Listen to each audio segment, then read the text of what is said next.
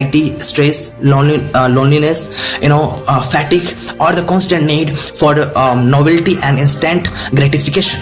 When we feel discomfort, we often seek distraction as a coping mechanism to escape these feelings.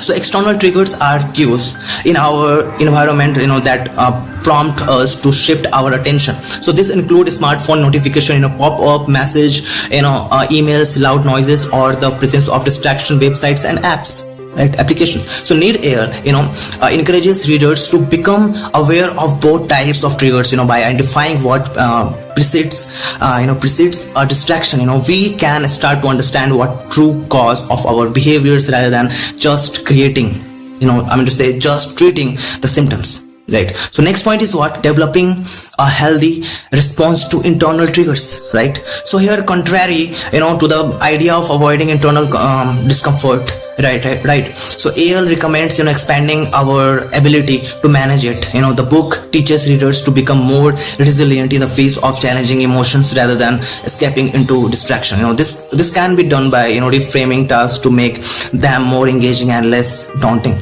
Identifying emotional patterns that lead to procrastinations or avoidance. Using mindfulness techniques to recognize urges without acting on them immediately. Right. So for young people, students, creators, and professionals alike, learning to sit with discomfort rather than escape into distractions is a valuable life skill that leads to higher focus, better results, that we call the better consequences, and emotional maturity.